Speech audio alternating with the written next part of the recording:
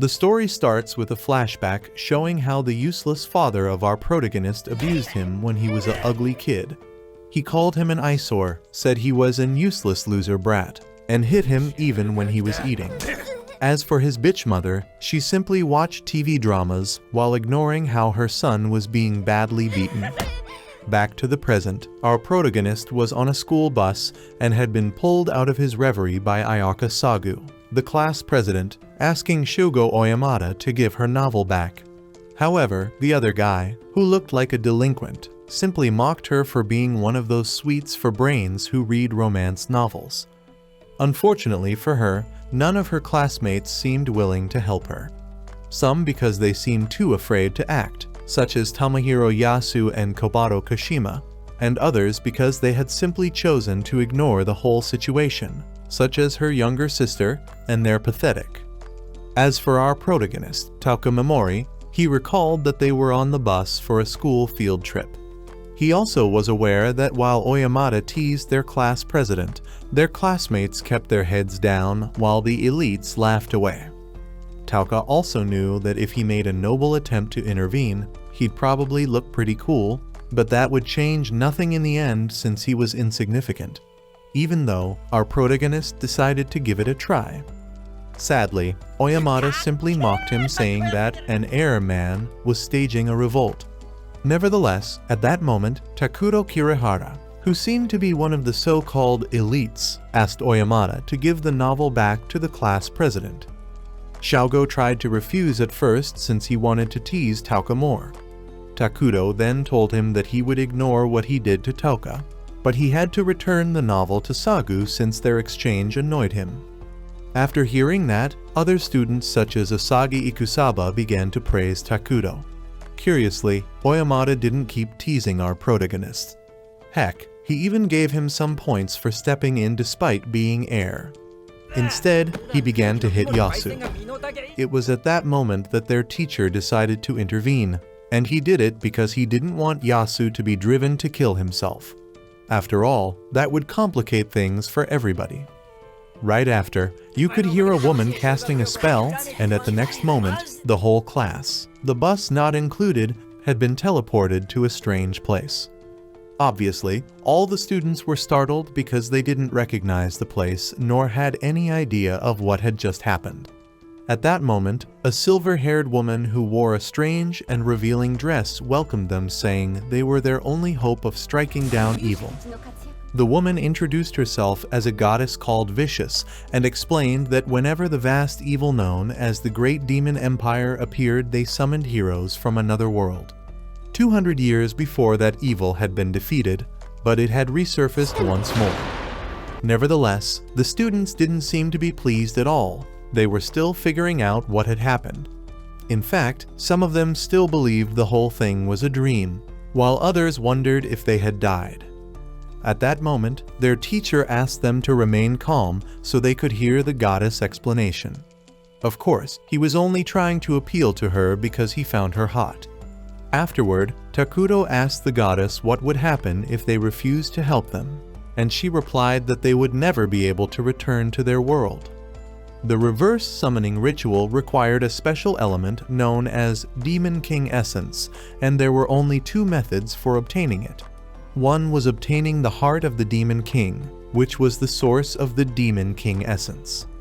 The other was to collect the Demon King Essence released upon the defeat of the Demon King in the crystal of a special necklace she showed to them. Right after, Oyamada stated the obvious. Those conditions were very convenient for the goddess. Nevertheless, instead of getting angry, she kneeled before him and begged them to save their world. Sagu then said that they were ordinary humans, so they didn't have the power to help. However, the goddess assured them that they all possessed powers that other humans didn't. Meanwhile, Tauka was analyzing the whole situation because he had a feeling that something was off.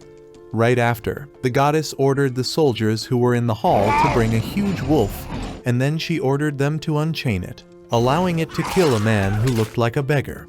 Immediately thereafter, the goddess used a fireball to kill the creature. Of course, the entire scene frightened the students, especially the female ones. Even Oyamada and Takuro looked concerned. As for the sisters, Hijiri said their best approach was to view that world as a different planet. Afterward, they could hear some bells pealing, and the goddess announced it was time to reveal the skills hidden within them. One by one, the students extended their hands towards a crystal ball that changed colors according to their talents. Of course, as the sacred book of tropes demands, Oyamada and Takuto ended up having the strongest powers. The latter was even labeled as an S-class, while the former was an A-class. By the way, Sagu was also labeled as an S-class.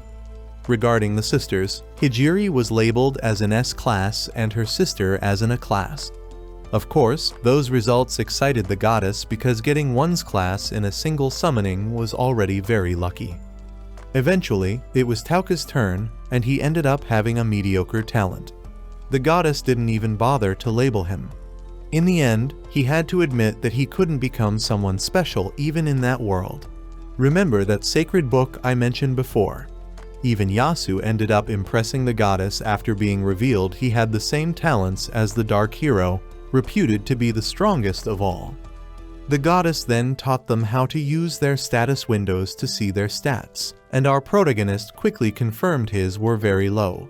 His unique skill was called Inflict Status Ailments, and it allowed him to inflict some debuff such as paralysis, sleep, and poison. Afterward, the goddess called Tauka and informed everybody that he was E-class, the lowest rank of all the heroes there. Even their teacher was D-class. Furthermore, she added that in the past, the lowest ranked heroes had always dragged down the stronger ones. So after a certain point, it was decided they would start dealing with such heroes. However, since killing them had the potential of causing a ruckus, they decided to grant them a chance. He would be teleported to a set of ruins. If he survived the ruins and reached the surface, they would interfere no more, granting him the right to live freely. Of course, those ruins were extremely dangerous. Tauka then tried to appeal to the goddess saying he had a unique skill. But she burst his bubble saying that in that world status ailment spells were generally worthless. Their success rate was low, and even when they succeeded, they barely affected low-ranked monsters. Not to mention their duration was far too short. Afterward, his classmates, Yasu included, mocked him for being a trash hero. Then, the goddess threw him a pathetic-looking bag and said it was his unique item. At that moment, Sagu tried to intervene, but the goddess knocked her out. Right after, Tauka tried to use his skill on the goddess to no avail, since she had a Dispel Bubble protective barrier active constantly. Finally, our protagonist began to cry, but he immediately realized it was time for him to show them the true self he had been suppressing that whole time. He then insulted the goddess and promised her he would get his revenge if he managed to survive. Our protagonist appeared in what seemed to be a cave, and he was scared after seeing tons of broken skulls on the floor. Almost immediately, he was attacked by a monster, but he managed to dodge, and right after he ran away from it. Unfortunately, the monster chased after him while Tauka couldn't help but panic. However, he soon realized that rather than being scared, he was frustrated for being powerless. At that moment, he wished for power from the bottom of his heart and tried to paralyze the monster with his skill. Luckily, he managed to do it and immediately ran away as fast as he could while wondering if that Minotaur was a low-ranked monster or if a miracle had occurred. Sadly, his luck didn't last and a weird-looking monster appeared in front of him.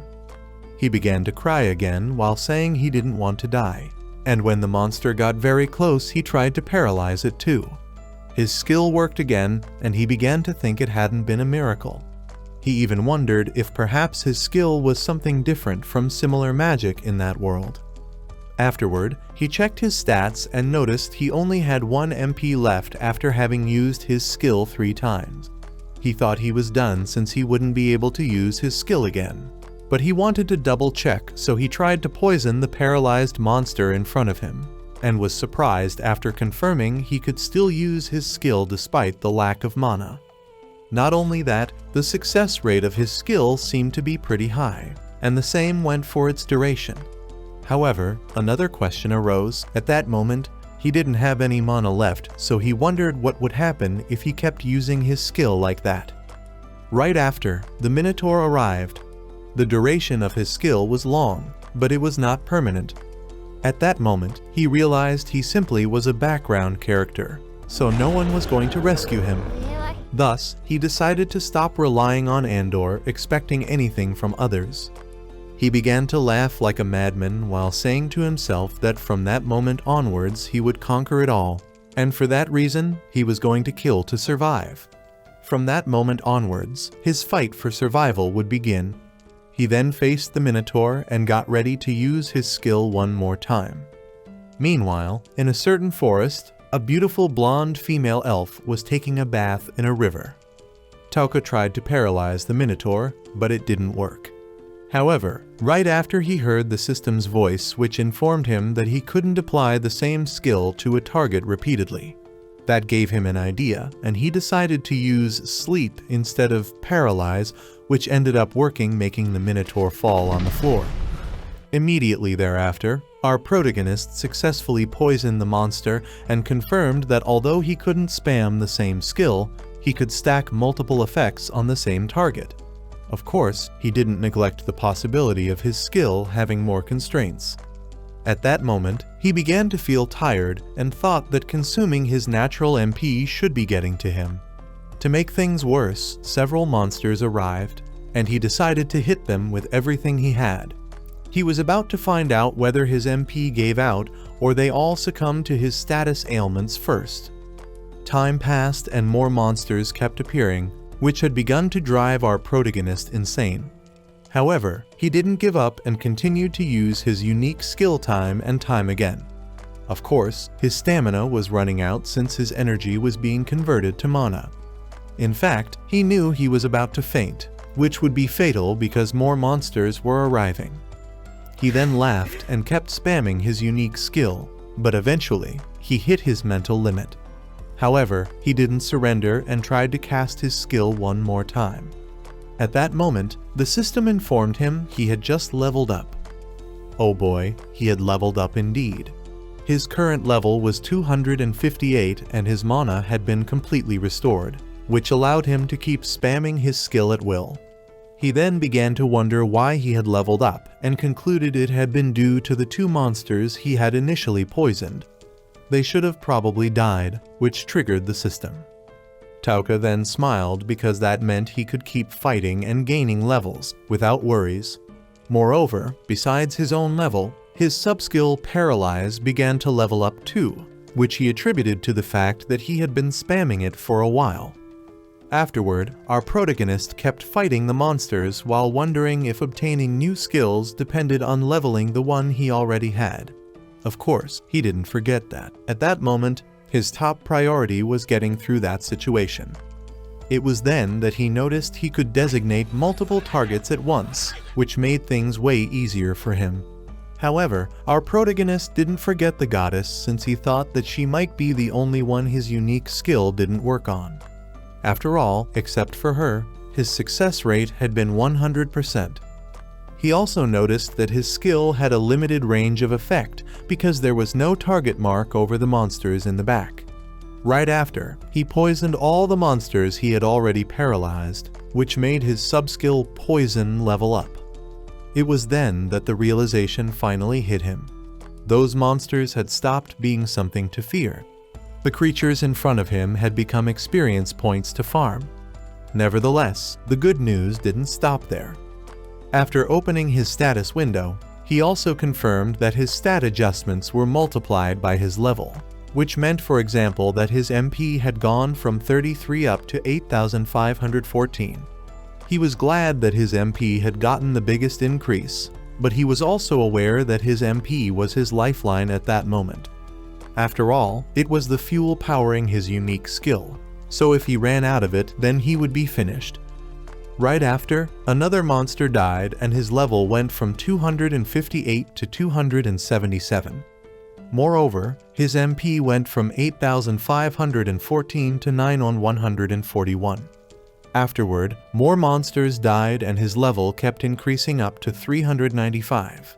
and his MP went from 19,141 to 13,35.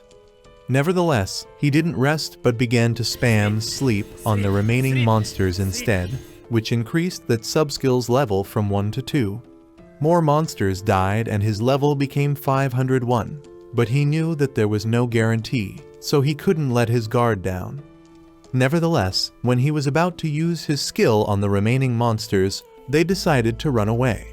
It seemed they were not that stupid and finally realized that the enemy in front of them was way too dangerous. Afterward, he began searching the corpses that were on the floor and found some things he could use, such as a cape and a dagger. He then offered a prayer to their souls and decided that if he wanted to escape from those ruins, he would have to find food and water. Some time later, he realized there was nothing edible, at least not something he would wish for. So his only option to avoid dying of starvation was to eat the monsters he had already killed. Unfortunately, that proved to be tough too because even the dagger was unable to cut their skin. In the end, he had to change his approach and decided to eat those parts that were soft enough to be cut, such as their eyeballs. Sadly, he soon confirmed that those parts were not edible, which made him think that those ruins were utterly meant to destroy anyone thrown there. However, at that moment, he also noticed that the gem in the pathetic bag the goddess had given him had changed its color. Immediately thereafter, he infused his mana to it and discovered that it had gained another function. Before it could only be used as a lamp, but now it could also teleport things from his old world, such as soda and dried beef. The downside was that he didn't know how it worked or if it would produce food again, but at least it still was his paltry unique item. Several days passed, and he kept killing monsters and leveling up. He was simply massacring the monsters in front of him. At that moment, his level was 665, but that didn't seem to satisfy him. He then recalled that when he was a kid, he had thought of killing his parents in order to survive. Nevertheless, his aunt and uncle rescued him and gave him normalcy. They gave him the warmth of a family, they taught him kindness, they empathized with the pain of others, and he thought he had managed to become like them. However, back to the present, he felt nothing. He didn't shake in terror over taking a life and his mind was unburdened by it, which had begun to scare him. Eventually, his level increased up to 957 and his mana up to 31581, and by that moment he knew he had to accept the new him. Time passed, and he kept killing monsters while exploring the ruins until he found a strange door that could be opened with magic. Luckily, he managed to open it by infusing its gem with mana and found 2 skeletons that were holding hands. It seemed that he hadn't been the only one to reach that far. He then searched their belongings and found a lot of gems which he took because he might need them once he reached the surface. That zone had several rooms, and he searched all of them until he reached one that required more mana to be opened than the others. Inside, he found another skeleton, but that one had a letter that identified it as Anglin, the hero of darkness. It seemed that the goddess Vicious had sent him there by force when he stopped being useful. Moreover, the letter contained his last will. He wanted to entrust whoever had the drive to escape those ruins with something he had desperately brought that far. In the end, the goddess and her kingdom were evil, but that didn't matter because Tauka also considered himself evil at that point. He then searched the hero's belongings and found a book titled Forbidden Arts, Complete Works. It contained recipes for medicine and magic tools, so he decided to take it with him. He also found a scroll of forbidden magic, which could be his ace in the hole against the goddess. However, the thing that startled him was that inside the book there was a warning.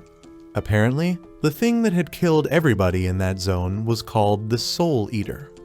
He kept exploring until he reached what seemed to be the exit, but he didn't let his guard down because he was sure the Soul Eater should be there, and if even the hero of darkness hadn't been able to kill it, it should be very dangerous.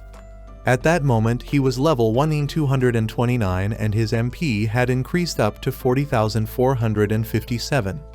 As for the rest of his stats, they all had increased up to 3,687. He took a deep breath and decided to take his chances. He kept walking and discovered a strange sculpture. It was only a female face, but on her forehead there was a gem, the gem he needed to open the final door. Sadly, when he tried to use his skill against the face, a laser beam shot against him and penetrated his hand. It had been so fast that he didn't have time to react. That complicated things for him, because he couldn't use his skill against her. He needed to get close, and above all, he needed some time to cast his skill in order to affect the sculpture, but its defense was way too tough for him. He then began to consider his options and even thought of improving his stats even more in order to break through. The problem was that no matter how powerful he became, it would be useless if he couldn't cast his skill. To make things worse, the sculpture began to move on its own to search for him, which made him realize that the Soul Eater was likely the reason for the 0 survival rate among the disposed. Tauka had finally found the final boss of the Ruins of Disposal. Outside, the beautiful elf we had seen previously stood in front of the ruins, and wondered if they would be able to wait them out there. Back inside, the sculpture was floating leisurely, but Tauka assumed she should know that he was lurking nearby. Right after she spitted some liquid from her mouth and created several monsters that had the faces of those the Soul Eater had killed. She wanted to both make our protagonist fall into despair and pinpoint his location. Shortly after, the Soul Eater went through a wall to appear in front of Tauka, catching him by surprise. She then screamed and opened her eyes to frighten him. Afterward, Tauka paralyzed the monsters she had created, but he couldn't poison them because they resembled living persons and he didn't want to cross that line. Unfortunately, the Soul Eater was amused by his reaction and created more of those creatures to crush his mind. Tauka was crying. He kept begging the creatures to go away, but they kept getting closer. His despair was reaching its peak, while the same went for the Soul Eater's ecstasy. However, at that precise moment, our protagonist revealed his true colors and paralyzed the sculpture. The Soul Eater couldn't believe what had just happened, and Tauka, while laughing as a maniac, explained that he had waited for her ecstasy to reach its peak because he knew she would lower her guard at that moment. In the end, her arrogance was going to be her doom. His subskill Paralyze increased to level 3, while he admitted that for years he had tried to be harmless, to be normal, to be kind, to the point of even deceiving and fooling himself. However, that was not his true nature. He then poisoned all the creatures the Soul Eater had created while mocking the final boss because a weak-ass human who had been sent there for disposal had managed to kill her. By the way, he also confirmed that if the targets tried and forced themselves to move while paralyzed, it caused additional damage. He then poisoned the Soul Eater, which increased that subskill up to level 3. As for the grand finale, he put all the creatures to sleep, which also increased that subskill up to 3. The next moment, the final boss released all the souls she had consumed, and those people congratulated our protagonist for surviving. They knew all the things he had done inside the ruins, but they yet praised him. Of course, the hero of darkness also appeared, and he asked Tauka to kill the goddess, a request our protagonist accepted because he also had his own reasons for wanting her dead. A big wolf, very similar to the one the goddess had used to kill that beggar previously, was running through a forest. It seemed the wolf was running away from something, and shortly after we found out that something was Oyamata, who was getting desperate because killing the monster was taking too long. In another part of that forest, Takudo killed another monster with his skill and reached level 18. It seemed that the entire class was training because Yasu was also there. He was laughing like a madman after using his dark powers to kill a monster. However, not everybody was enjoying that training. Kobato was petrified in front of a monster, and she knew she wouldn't be able to kill it. Luckily, Asagi appeared as support, although she made the other clear that she disliked being called by her surname. She even threatened her with turning her into an outcast if she did that on purpose. Asagi then told her that she had predicted their class was going to fall because it was filled with selfish lot and troublesome folks. Not to mention that the ranks had created a new hierarchy. Ikusaba was a B rank, by the way. She told Kobato that she was pretty sure that factions would become even more clear from that moment onwards. Asagi then asked the other if she would join their faction when the time came. After all, Kobato was a D rank, so she couldn't join the Kirihara group. Plus, the Takao sisters operated on their own. Not to mention that Asagi was sure Ayaka would die. In the end, Kobato should be aware of her own position within the class. Asagi then began to harass Kobato while telling her that when they took down the Great Demon Empire and went back home, to avoid losing her place in the class, she could use her body to compensate for her lack of power. Afterward, Asagi called other girls who brought a weird-looking monster in front of them.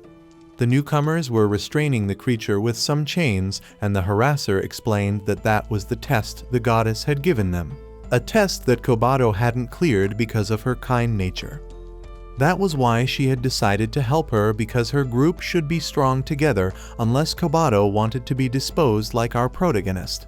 Those words frightened Kobato even more, to the point that she finally used her sword to kill the restrained monster in front of her. Asagi was pleased with that development since there was one less loose end, and she immediately declared that from that moment onwards Kobato belonged to them. What the harasser didn't know was that at that moment, Kobato was crying while remembering Tauka and how kind he was. It was obvious that she felt guilty for being unable to help him. Meanwhile, Sagu woke up in a room, and after feeling a pain in her belly, she remembered the moment when the goddess had knocked her out, which meant he also recalled what had happened to our protagonist. She then went to see the goddess, who told her that what had happened to him had been very sad. She even began to cry and apologized while saying that the ritual was a strict policy of their kingdom. "Hey, someone, please give her a Razzie. My goodness, she is really dreadful at acting." Right after, the goddess told her that there was no time to be sad because the ritual would still continue. That surprised Ayaka, and the goddess took that chance to explain that during the few days that she had been sleeping peacefully, the rest of the class had been tested to see if they could kill the demons. Unfortunately, some couldn't even put their blades to the demons and thus were disqualified, and those who couldn't fulfill their duty as a hero should be asked to leave. The good thing was that Sagu was not moved by her bad acting and directly asked the goddess if they were getting rid of the weak. Once the goddess confirmed it, Ayaka made clear that she didn't agree with her methods. Of course, the goddess laughed at her and said that people had different opinions, but she as a goddess was very forgiving. Tell that to Tauka. Therefore, she could still accept a slightly different way of thinking. However, those without value should still be discarded. Sagu then asked her if S-rank heroes had high value, and the other quickly confirmed it. Ayaka then said that she would do her job as a S-rank, covering for those who couldn't pass the test, and asked her if she could cancel their banishment. Bad idea. You cannot put yourself in a bad position when negotiating with a cruel goddess. The goddess was amused by the courageous proposal and praised Sagu for behaving like an S-rank. Then, she offered to make peace by shaking hands, while adding that even though it had been to calm her down in her extremely catatonic and delirious state, she had indeed punched her in the gut. Ayaka accepted the offer and sold her soul to the devil. Back with the beautiful blonde elf. She was wearing a cape with a hood while running through the forest. She was escaping from her pursuers, but she had been unable to lose them. After all, one of them, the god sword Maggot's Platen, had a skill that allowed them to track her. Although they didn't even need to rely on that skill, the woman really sucked at hiding.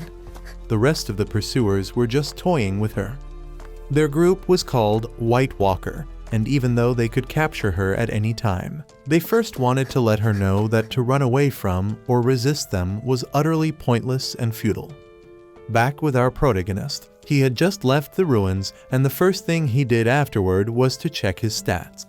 His current level was 1789, his MP was 59,037, and the rest of his stats had increased up to 15,367.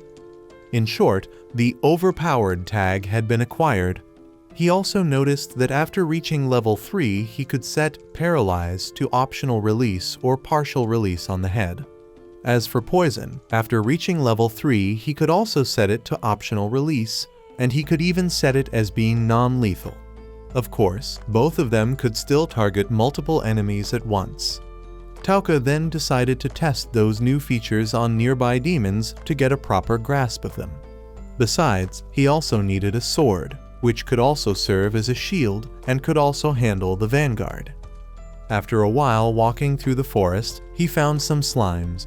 Curiously, 4 of them were bullying a small one that was trying its best to defend itself. Right after, Momori paralyzed the bullies and poisoned them. He then confirmed that after inflicting those debuffs, he could tweak them at will since every target had its own status window to adjust. He then released the debuffs and the bullies immediately ran away, leaving the small slime alone. Tauka then apologized to the slime for being late and praised it for having the courage to face the bullies. He then asked it to refrain from attacking him before releasing it. Of course, the slime didn't attack him, but when Momori left it followed him. Our protagonist noticed it and realized that it was an outcast just like him. Back with the beautiful elf, she knew her pursuers were quite far away, but their presence still remained, which meant they were just waiting until she got exhausted. That allowed her to understand their methods. Back with our protagonist, he had allowed the slime to go inside his coat, which had ended up being useful because it could see behind him. By the way, for a strange reason, he was able to communicate with the slime. He then took a break to rest and read the book until he found some information about experiments in demon strengthening. He even found how to make a medicine to strengthen a slime.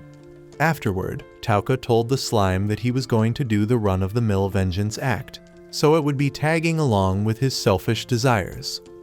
However, he gave it the chance to withdraw, a chance that was immediately refused by the slime.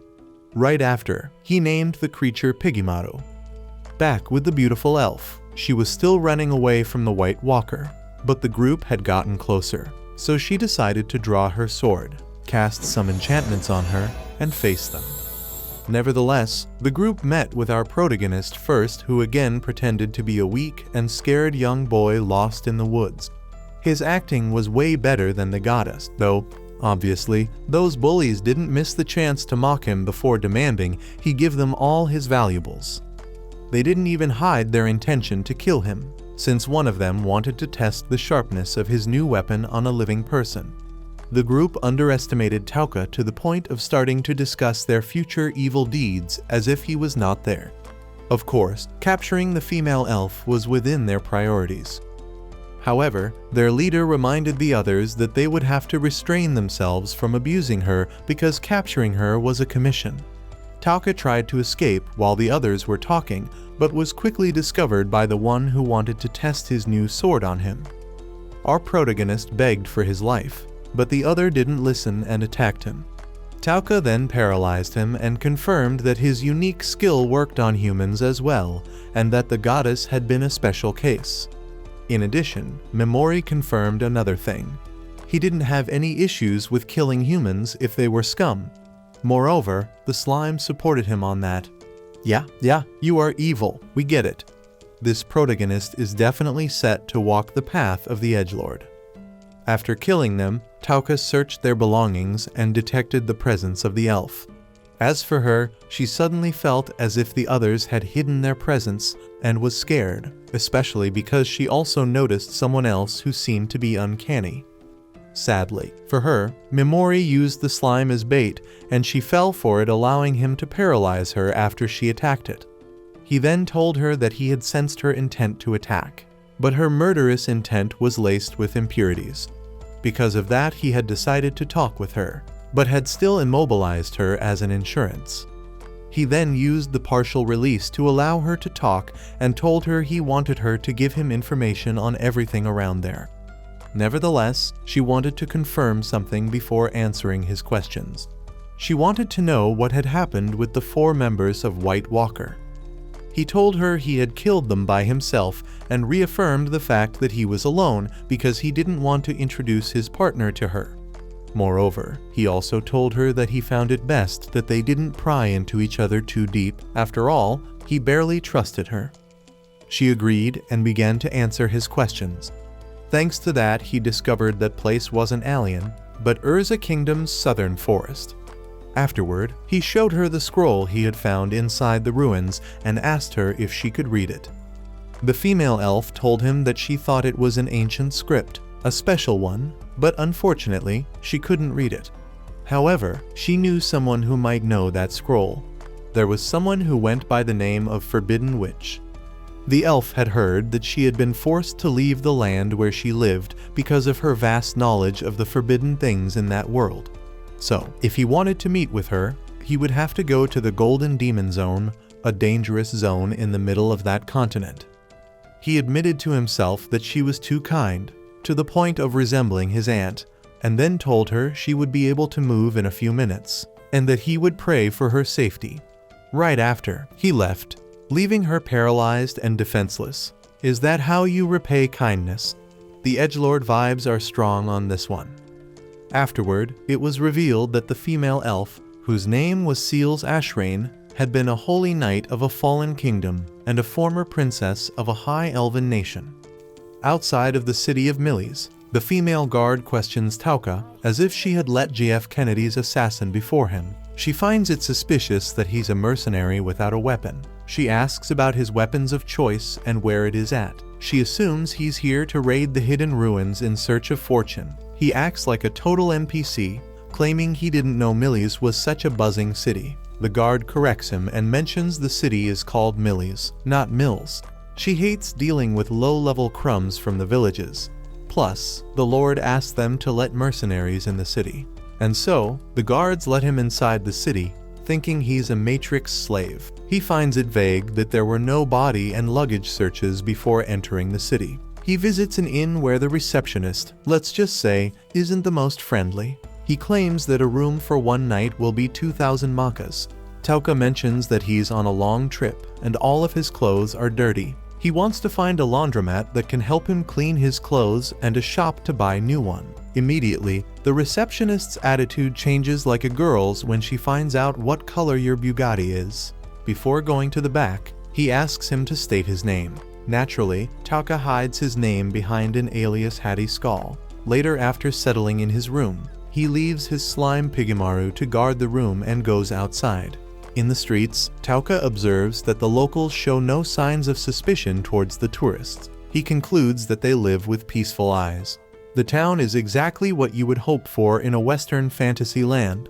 Multiple shops are selling almost everything from clothes to magical artifacts. He finishes the little exploration after observing the Adventurers Guild. Tauka eats his dinner in the hall, where a bunch of NPC wastes their life drinking like a fool. He enjoys the sketchy-looking food, but his motives are to gather information. The banquet gets louder as the spirits get stronger. They talk about the continent's army full of knights to fight the demon. However, they don't know which one of them is the strongest. One of the men claims that the Mad King Emperor Falkendotzin's holy knights might be one of the strongest. It is rumored that they have never lost a battle.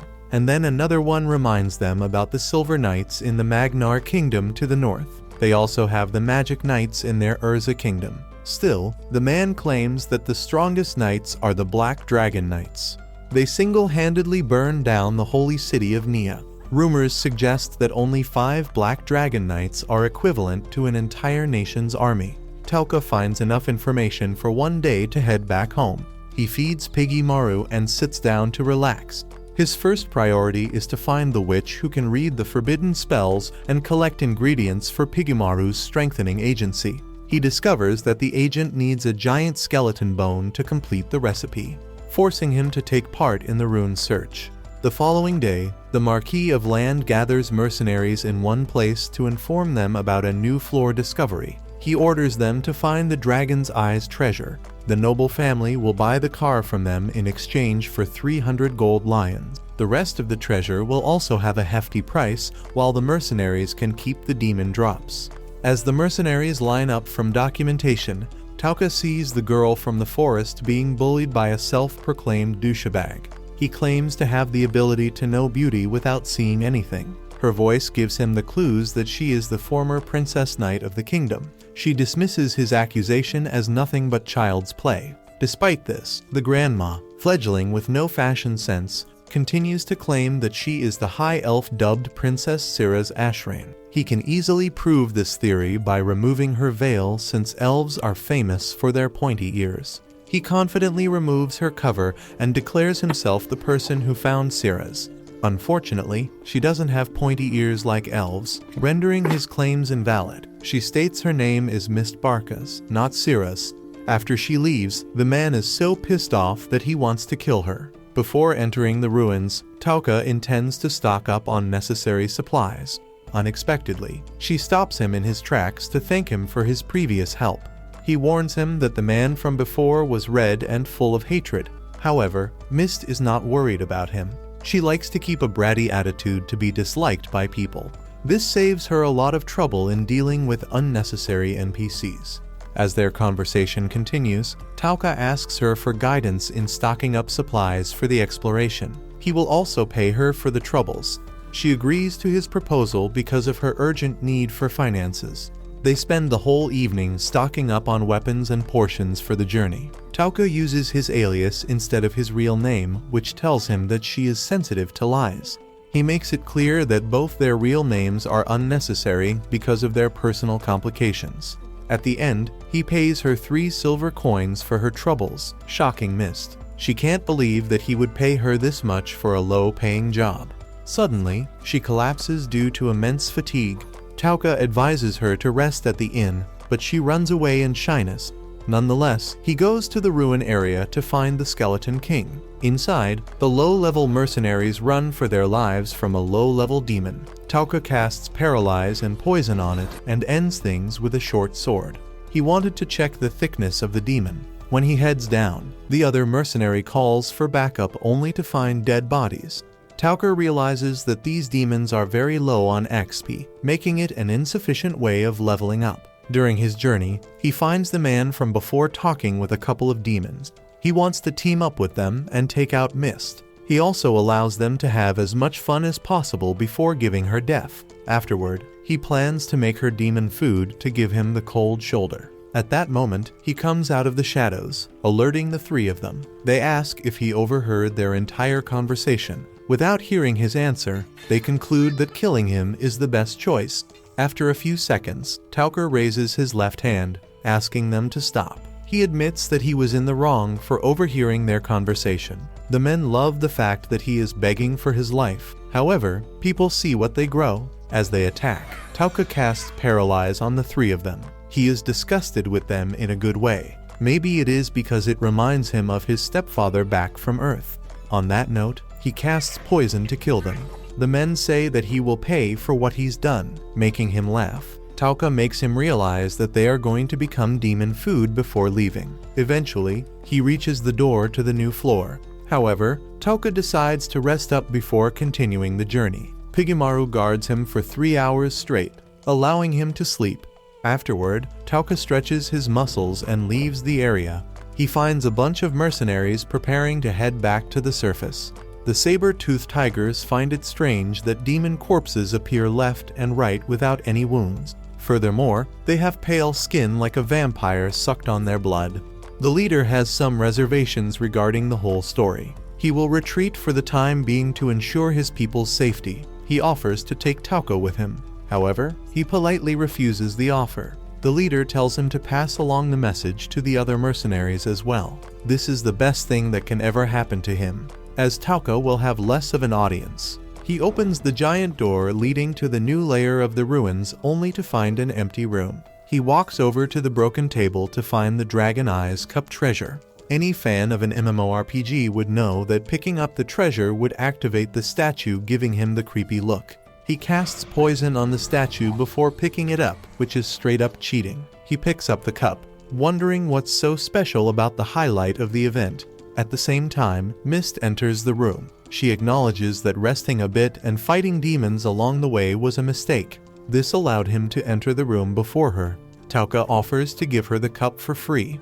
He hands her over to clarify his intentions, shocking Mist. She can't understand how Tauka can just give up 300 gold coins. He opens a secret passageway leading downstairs and reveals that what he wants is down there. He is so gullible and naive to give her the cup. He is also a very kind person at heart. However, she knows that he's bluntly lying. Despite being broke, she wants to pay him back using her sword. Mist offers to become her escort because taking things for free is beyond her. Her sense of obligation is so apparent that it forces Tauka to accept her offer. However, he puts on condition that they work together. They can't dig deep into their personal affairs, focusing on keeping things professional. He also clarifies that they won't be returning in one day, and so he will not be responsible if she wants to head back. After venturing deep into the unknown floor, they encounter a giant demon. Mist utilizes her swordplay to slice and dice the monster into pieces, earning his praise. At this point, he wants to know the difference between golden-eyed demons and normal demons. She reveals that golden demons have superior experience to others. This is the reason heroes from another world hunt them down to level up quickly. Plus, they can't earn X by killing other living creatures like human. Tauka realizes that he didn't earn X points when the 3 douchebags were killed. Mist continues narrating a legend according to which the Demon Emperor releases an element which turns normal demons into golden-eyed. The gold term in the Golden Hero and the Golden-Eyed Demon is a little ominous. After some time, Tauka orders her to rest up. He casts a sleeping spell on Mist and tells Piggymaru to keep a close eye on her. After a long sleep under Hattie's sleep spell, Mist wakes up, recasting the disguise spell on her body. She is shocked to realize that her body fell asleep without her consent. Fearful, she wonders if their contract will still be in effect after such a big mess up. It takes a few seconds for Mist to get lucid. Afterward, Piggymaru starts talking to her in slime language and doesn't ask why. She asks what he wants like it's going to respond in human language. This useless exchange disturbs Hattie's dream in which he was probably going redo of healer on the goddess. He asks the slime about his problems. At that moment, Mist feels guilty for waking him up. However, no man ever blames a woman for stupid shit cause they are built this way. They enter the room, but Hattie notices that the Skeleton King is on a bathroom break. Seconds later, the ground begins to tremble. He confirms if she is also hearing the sound. Once she affirms his suspicion, Hattie orders her to step back. At that very moment, the Skeleton King slams the wall and makes a grand entrance. Mist never expected that he had beef with a freaking Skeleton King. In the meantime, Hattie realizes that the king's strength is incomparable to the other demons in the ruins. Mist diverts his attention towards the bone on its chin. She believes that is the demon's weak spot. According to her, your run-in-the-mill mercenary can't fight this demon. Not even the saber-tooth would challenge it. However, her skills are not that of an ordinary mercenary. She wants to use a skill relying on physical change. She will be in his debt if he keeps quiet about it. Honestly, Hattie doesn't really want to go through so much trouble, and so he just casts Paralyze and Poison to deal with it. All she can do is watch with her mouth wide open. Sometime later, the king dies off to the effect of poison. He collects the bone required for the strengthening agent, calling it a day.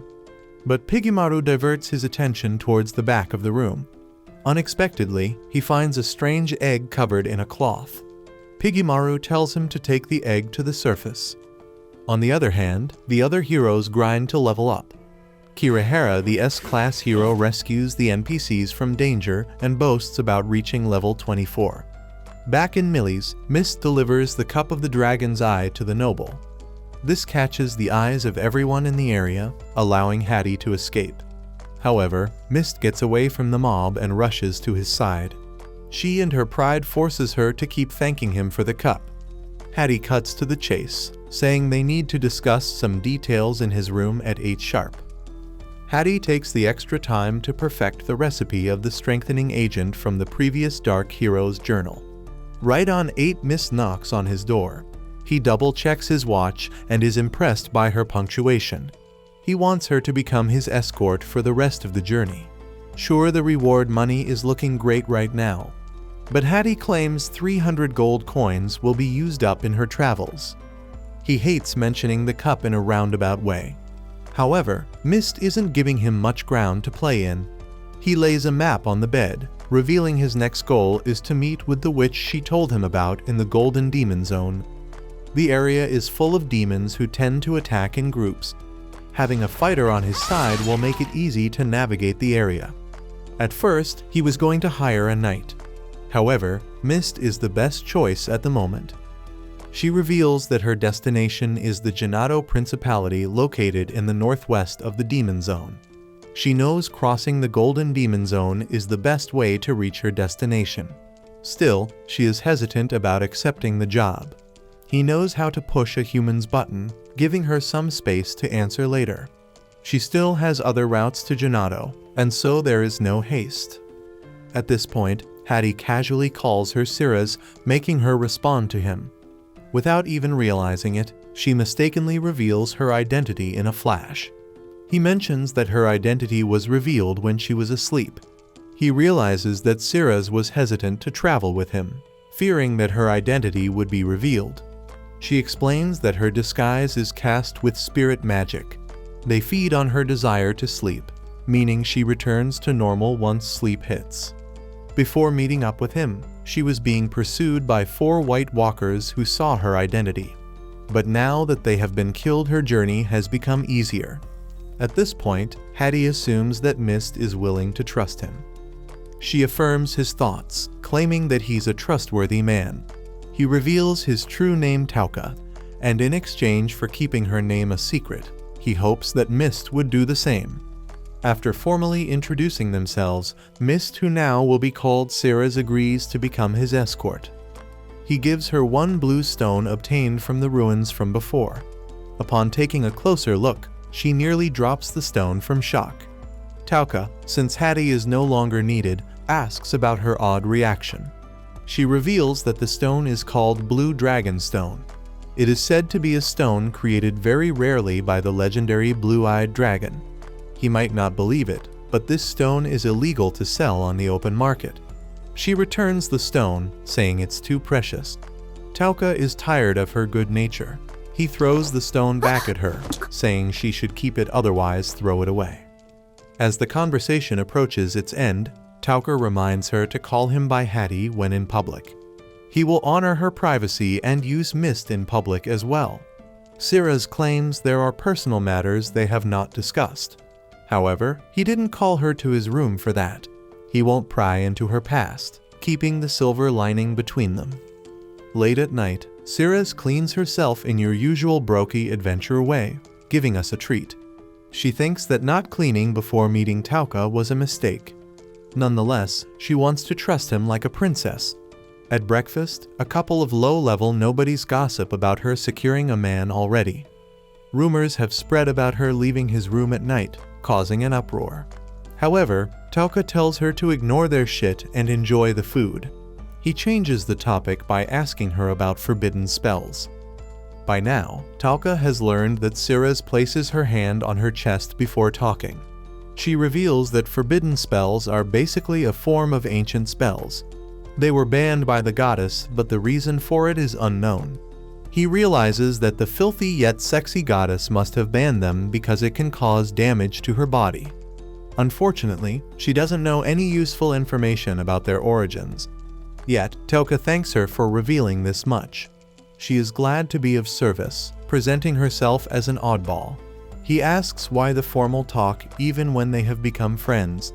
Unexpectedly, she noticed that this was the first time Tauka has thanked her for something, which made her excited. After breakfast, she tells him about the noble's invitation to a hospitality event. She promises to return by 1 p.m. He agrees to meet her outside the inn in the afternoon. In the meantime, he ventures deep into the forest to use that strengthening agent on Piggy Maru. On the other hand, the noble hosts a grand party to celebrate the treasure retrieval. To check for its authenticity, he has called a skilled magician with expertise in breaking illusions. Siras realizes that her true identity might be in jeopardy. Just as they promised, he waits for her outside the inn at the given time. Meanwhile, Ayaka reports everything that happened in the ruins with the skeletons and Kirihara. The goddess assures that the injured will be healed with a simple spell. However, she must join Kirihara's group, which is full of S-rankers. However, Ayaka can't join a person who puts his comrades in danger. She blatantly refuses to join his party. The goddess states that her selfishness is driving everyone down. The bitch acts like the fault lies on her part as a leader. But still, Ayaka isn't fooled by her act and refuses to comply. Moving on from that, the goddess assures her of the task of training the NPC on how to fight. They previously agreed that Ayaka would fight on everyone's behalf. However, she claims that the king has ordered her to kill the useless students. At this point, Ayaka knows that talking further would create more beef, and so she agrees to her request and leaves. Back in Millie's, he wonders if his abilities to judge a character have dulled over the years. He asks Piggy Maru to make a sound twice if he thinks that Ceres ran away with the stone, or make a sound if something bad happened. He squeaks a single time, making Tauka think that he and his slime are both good-natured people. On his way to the noble's estate, he overhears some nobodies talking about the elf princess appearing in town. They heard that she ran into the dark forest by herself. They intend to hunt her down for glory. But one of the men says it is not their time to shine. At the same time, 5 black dragon knights appear in the sky. The black knights quickly find her running in the forest with their dragon's eye. Ceres draws her sword and uses whatever wind spirits are nearby to slice its wings. Unfortunately, she can't use her disguise spell because the light spirits are confused because of the illusion-breaking guy. Defeating low-level black knights takes a lot out of her, making her wonder what the higher-ups will be like. At that moment, an arrow comes flying from her blind spot. Ceres manages to perch it, noticing that it is a decoy. She attacks the knight in front of her, which seems to be Gizun, the second in command under Master Oben. Unfortunately, she can't use spirit regalia to its full strength, making it impossible to fight. Gizun reveals that some people want her dead, which is why capturing her alive is off the menu. He intends to have some fun with her body before calling Azrael. However, Tauka arrives on the scene in the nick of time to paralyze his butt. He then casts non-lethal poison on him for future integrations. Before talking with Ceres, he puts him to sleep to ensure no third party interferes. She wants him to take back the stone and null their contract, as the knights will follow him as well. However, Tauka doesn't want to let her go, so he gives them a bag full of blue stones. At the end, he tells her to get naked ASAP, leaving her shocked. Honestly, nobody likes cliffhangers, but this was a good one. Despite having the longest ears amongst all the races, Ceres still doubts whether or not Tauka told her to strip. She gives him a "what the fudge you mean" look, forcing him to clarify his actions. He claims that the men in Millie's were able to recognize her from the same attire she used back in the Holy Kingdom. He apologizes for the confusion, explaining that she needs to strip down and change her clothes. She agrees that the elf pride inside her was deeply hurt upon hearing it. But that doesn't matter anymore. Suddenly, she asks if they are agreeing to continue the contract between them from before. Tauka gives her a proposal of a lifetime. He wants to negotiate with the Forbidden Witch to hide Ceres from the world. By now, it is a well-known fact that nobody can locate the witch. Furthermore, he still needs to learn about the secrets behind the ancient spell. For that, entering the Golden Zone is kind of necessary, and so, continuing their contract is a no-brainer move. Yet, Ceres wants to know about his motives for helping her this far. Unexpectedly, he sees her aunt in Ceres. Naturally, their looks and way of speaking are different. Neither of their personalities matches the other. However, he believes that their aura is very similar. To ditch her here would be like ditching her aunt and running away. With that, their conversation comes to an end. He then turns his attention towards the man about to die. He offers to let him live if their questions are answered honestly. The man thinks they are joking, but Tauka can just activate the non-lethal version to save his life. At this point, even the man wants to know her reaction upon learning the truth about the kingdom. Suddenly, Tauka pushes her aside, saving her from an attack from above. Sivit Gartland, the strongest hero humanity has ever known, comes to the scene. He is glad that the man died before revealing any details. Oben, however, thinks that killing the man was too harsh. Sivit claims he would have proved to be a thorn in their way, and thus the thorn was removed. He reveals that this whole hunt was orchestrated by the king. She made him turn into a vigorous male once again. However, the thought of Siras being defiled by other men was infuriating to him. The old creed show ordered them to kill her to sleep better. One of Sivit's men wants to rotate her amongst her men as a reward before killing Siras. However, Sivit reminds him that the king ordered to have her pure corpse. Despite the one-sided situation, Sivit is kind enough to give her a chance to reclaim her life. She can fight a duel with him, and winning is rewarded with their life.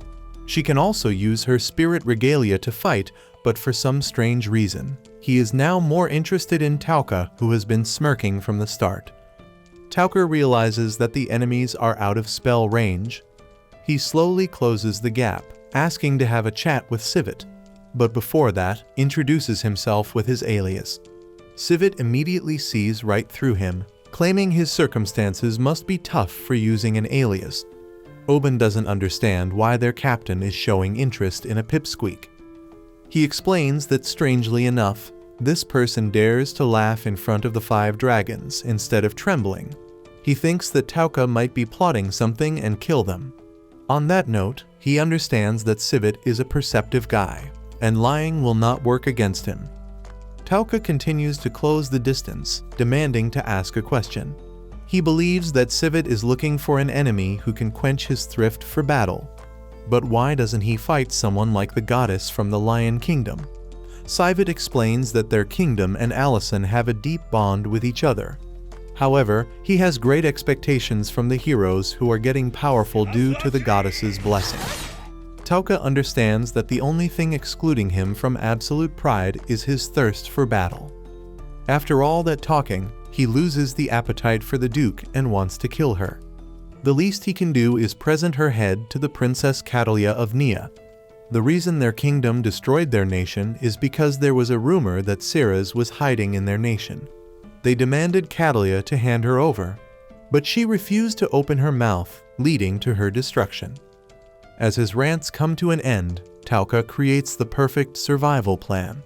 He repeats his earlier questions, asking if he is looking for an opponent who can give him the adrenaline rush. Upon getting confirmation, he offers to become his enemy. He reminds him about his praise for the heroes advancing with the bleeding of the goddess.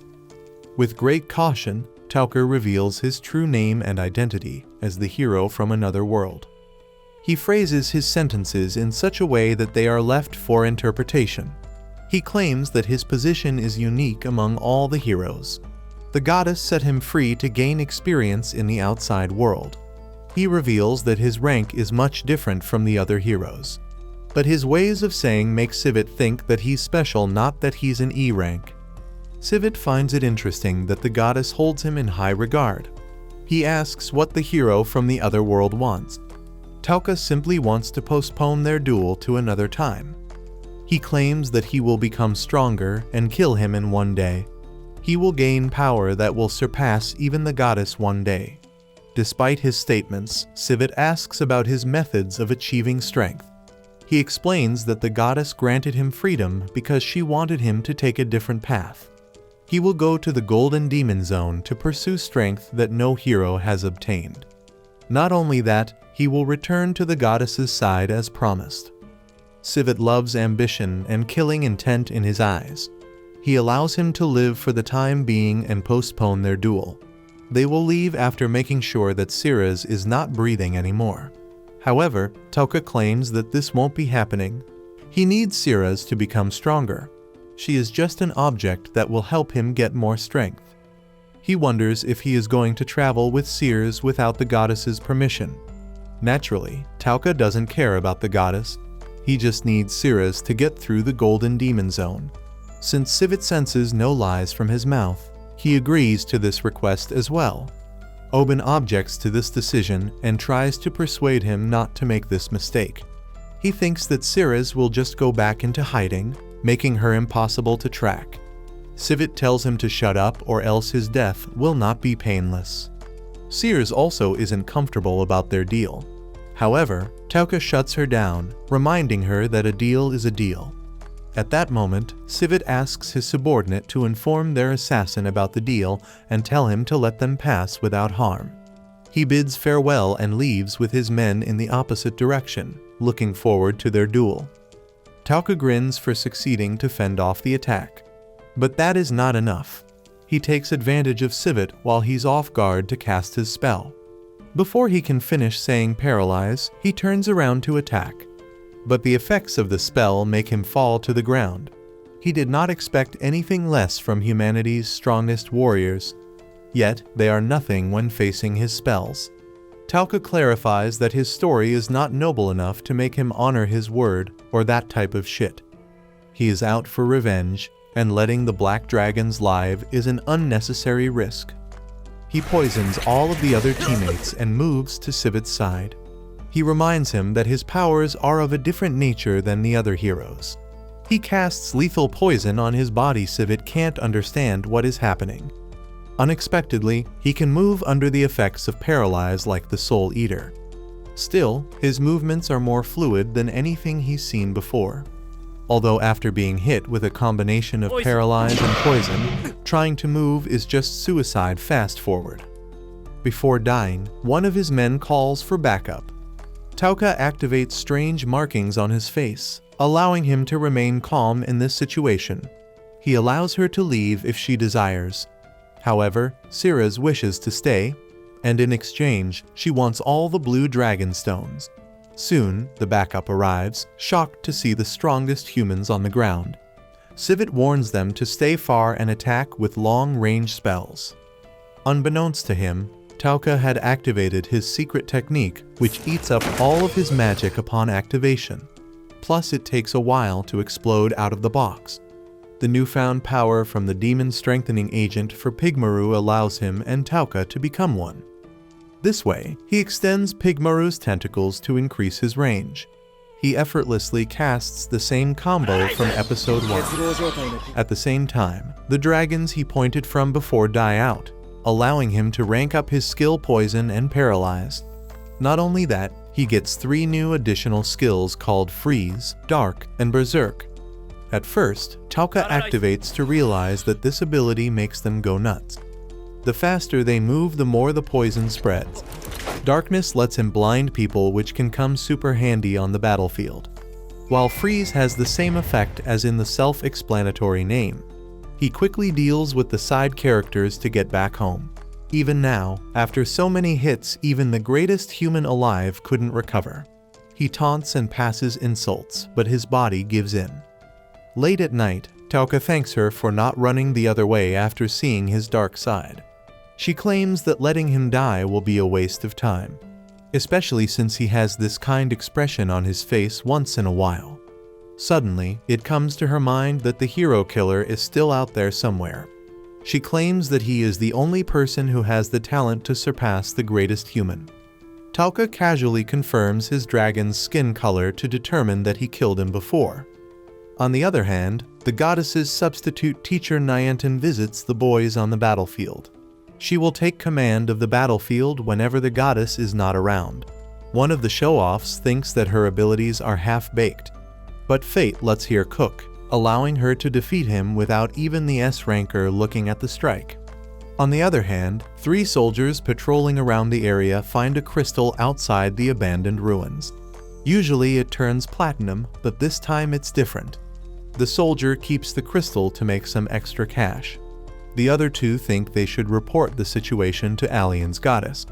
However, the man reminds them that no one has the balls to escape the abandoned ruins. He asks if they have ever seen anyone come out with popcorn in their hands. Meanwhile, Tauka takes a stroll in the bazaar to celebrate the fresh kill spree. There, a mask catches his eyes. The shopkeeper's mask is a replica of the one the Fly King used to wear. Being a tourist in their world, he doesn't know about the Fly King. The shopkeeper informs him that the Fly King was one of the demons who fortified an island. He created the perfect city for the demons and fought every invader that came. His name spread across the continent as the greatest warrior. However, his own people banished him, claiming he became estranged to the path of root of pure evil. Soon, his famous squadron also perishes in history, but their names are quite famous. As Tauka enjoys the lively market, Siraz decides to break in early. She doesn't want to engage in excessive activities that will use her energy. It will hinder Tauka's journey, and so she wants to be in tip-top condition to act as his sword. Eventually, he enters the tent to crash for the night. But before that, Tauka decides to change the benevolent hero look. He is on the road to revenge. Thus, becoming a demon suits him more. He proclaims that the goddess will feel the wrath of the person who sold his soul to the devil. Back in the Margar Kingdom, the White Wolf King calls an emergency meeting with the Holy Alliances. All of them can't believe that humanity's strongest fighters will be killed. The King of Urza assures everyone that the matter is under investigation, though nothing can be said at the moment. Unexpectedly, they found a piece of cloth belonging to Siraz, making them think that she is the murderer. They expected the fighters would be a huge help against the Demon Emperor. However, now the goddess claims they need to show importance to the heroes. The Mad King feels like this was her plot from the start. The Alien Kingdom will benefit the most from the demon attack, as every country will ask for their heroes' help. The goddess acts like she knows nothing that he's talking about. She shifts the conversation, reminding everyone of the demon's threat. Suddenly, the Mad King brings up the god-killing ritual, striking a nerve. Still, nothing can be said without proof. Nonetheless, the White Wolf asks if all of them blame Siraz for their murder. Before anyone can answer, one of his messengers inform him that a group in the Urza Kingdom is claiming to have killed humanity's strongest hero. Just as the meeting goes on, Tauka and Siraz reach the capital city of Urza. This will make their journey to the Golden Demon Zone much more smoother, as the area is just north of the capital. However, he ignores most of her walkthrough guides to check if there are any pursuers. After getting reassured, he asks about all the cheering coming from the giant Colosseum. Siraz reveals that the arena is called the Blood Colosseum. Mercenaries from around the world come to fight in the capital in death matches. The winners are handsomely rewarded upon their victory. The governing bodies are the Duke of the City and the mercenary guilds. However, initially, the Colosseum was a place where mercenary groups chose their warriors. But now, it is just a pastime for rich nobles who like to gamble and poor people who like to waste their time. He realizes that it is the exact copy of the Colosseum at the time of ancient Rome. Eventually, they visit the most expensive inn that commoners can live in. Siraz suggests that they should save money for future travels and book a single room. Tauka immediately turns around and reminds her that he's a boy, or he can just prove it in the room. She immediately turns away in shyness and says she doesn't mind him booking a single room.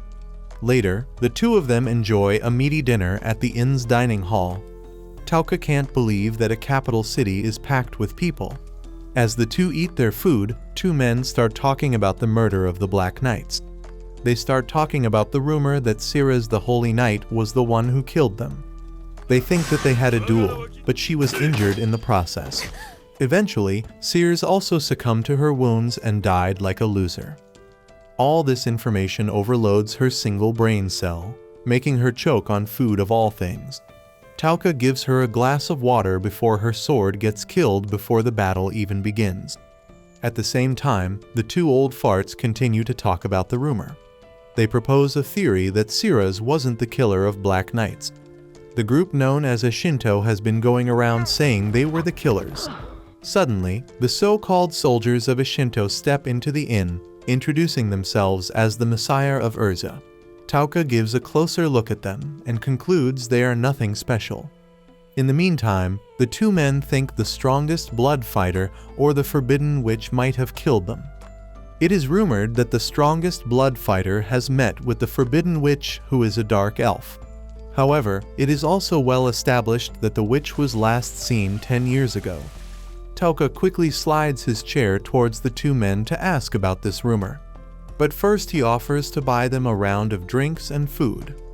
They inform him about the details and a few things about the strongest fighter. Suddenly, the strongest fighter Eve enters the pub for a bite. Naturally, he slides into her side like it's her DM to ask about the forbidden witch. Eve tells him not to believe in baseless rumors.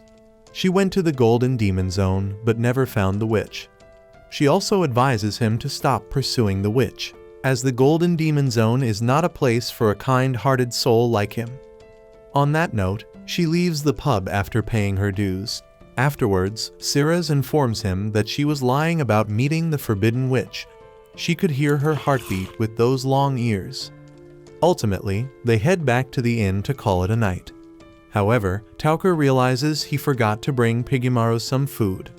In that moment, he is forced to use the Infinity Gauntlet from the first episode that grants him infinite items. Siraz loves bread and cheese, but he informs her that the items are random. Suddenly, a gust of wind blows her hair to the side, leaving him in awe. Yet, Tauka turns away once she notices her gaze. He starts a conversation about their future plans regarding the witch and the blood fighter. She says that their first priority should be collecting information. Furthermore, she knows that blood fighters value money over anything. They can buy back their freedom, but the amounts are insane. Unexpectedly, Eve is not collecting money for herself. She promises to free a little dark elf by buying back her freedom soon. Outside, Siraz elegantly practices her swordsmanship with the moon glazing her every move. Upon seeing this, Tauka internally compliments her skills as a blade wielder. He realizes why the strongest hero of humanity wanted to fight her as an enemy. Once she is done, he requests her to teach him how to fight in close-quarter combat. Plus, it is not right for his self-image that a girl is stronger physically. As her master's order, Siraz agrees to teach him how to fight. She leaves herself wide open for the attack. Moments later, she clarifies that she meant him to violent and not attack her from down there. Tauka, being the dimwit, already knew this part. He throws a right hook at her, but she immediately counters and locks him in position.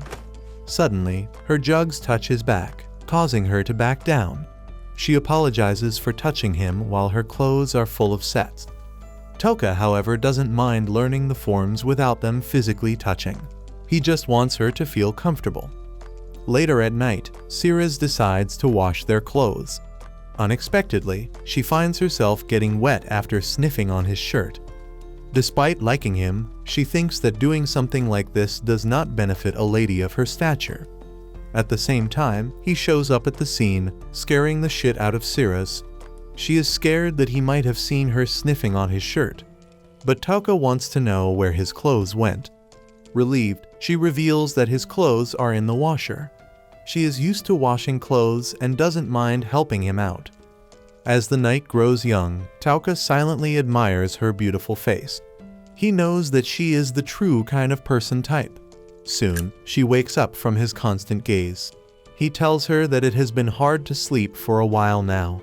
That is when she pulls out a variety of herbs from the traveling bag. One of them is good at relaxing a person, while the other is used to energize them through the night. Although, she finds it necessary to clarify this detail. To break the awkward ice, he prepares tea from cubes summoned by the gauntlet. She tastes the tea and immediately falls in love with it. Afterwards, she accidentally spills the entire bottle of herbs inside the cup. Tauka wants to drink the one with the wrong dosage. However, Siraz insists on taking responsibility. Unfortunately, the drug works like charm, making him lose his mind. Somehow, both of them quench their worldly desires to do the horizontal tonga. Still, he tells her to go to sleep quickly before things get out of hand. Suddenly, she asks if he is the type to resist temptation. While looking at the moon, Tauka reveals that his revenge takes priority over other things. It is like a curse, forcing him to look towards a single goal and stopping him from embracing other things. Siraz goes down her knees and promises to lift this curse as soon as possible. The very next day, she finds enough information about Eve's speed from the local pubs. The fighter is so famous that people love talking about her. She was bought off the slave market for the Colosseum. Everyone was pretty excited to see a Leopard King fight tournament. And let's just say she didn't disappoint. Eve has been the champion of the arena ever since. Apparently tomorrow is her last fight. Tauker realizes that she has earned enough money to buy back her freedom, and so using money as bait won't be possible. Siras, however, contradicts his conclusion, revealing that Eve collected the necessary amount to buy back her freedom 2 years ago. Ever since then, she has been saving money to free a little girl, a unique twist in the plot. Further, she heard that every fighter dies in their last battle instead of getting free. At first, Tauka believes that the Duke makes them fight someone out of their league. Yet, Siras reveals that it is not the case. It turns out that the Duke cheats, putting the Blood Fighters in a disadvantageous situation. Upon learning this fact, Tauka lets out a wide grin, knowing he can torment the Duke without any reservations. Watch this next video on screen and subscribe to not miss next part.